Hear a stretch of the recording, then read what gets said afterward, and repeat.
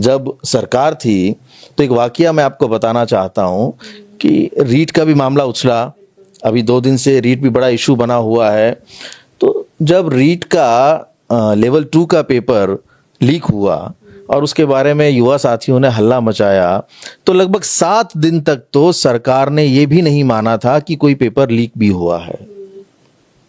7 दिन बाद जब प्रेशर बढ़ने लगा विपक्ष का भी और हमारे तमाम युवा साथियों का, तब वो बड़े उलझन में फंस गए कि क्या निर्णय लिया जाए।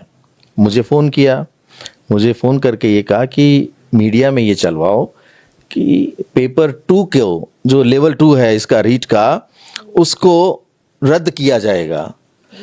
लेकिन बड़े जब वो बातचीत कर रहे थे तो उस वक्त वहाँ तत्कालीन शिक्षा मंत्री भी थे, प्रिंसिपल सेक्रेटरी टू सीएम भी थे, और बातचीत के दौरान कि भाई किसकी सरपरस्ती में ये सारी चीज़ें हुई हैं, कौन कौन जिम्मेदार हैं, तो नाम आया एक डीपी जारोली जी का, क्योंकि वो तत्कालीन अध्यक्ष थे, कि ये सारी चीज़ें कनेक्टेड हैं। तो जैसे ही उनका नाम आया तो एकदम से वो बोले अरे वो तो अपना आदमी है।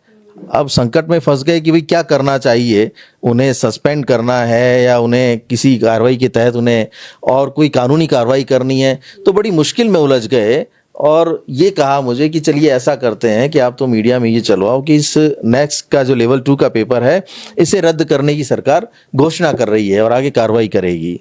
तो आप देखिए जो इनका शब्द था कि अपना आदमी है, तो अपना आदमी कह के जब उन्होंने इस पूरी की पूरी कार्रवाई पे पर्दा डालने का प्रयास किया, तो ऐसे कितने घटनाक्रम राजस्थान में हुए जिनमें युवाओं के साथ अन्याय हुआ, उनके हितों पर कुठाराघात हुआ और अपना आदमी के चक्कर में उनके भविष्य को पूरे तरीके से बर्बाद कर दिया गया। कोई कार्रवाई नहीं हुई।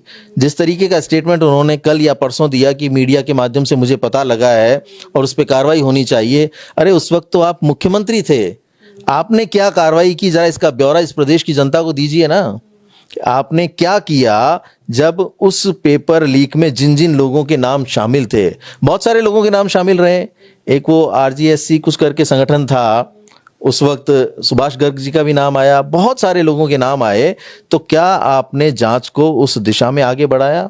जो लोग दोषी थे या जो शामिल थे इस पूरे के पूरे कृत्य में, क्या आपने उनको किसी सजा तक पहुंचाने का काम किया? तो ये सिर्फ और सिर्फ युवाओं को बरगलाने के लिए या उन्हें अब उनके सामने अपनी फेस सेविंग के लिए, क्योंकि आखिरकार जाना तो जनता की अदालत में ही है।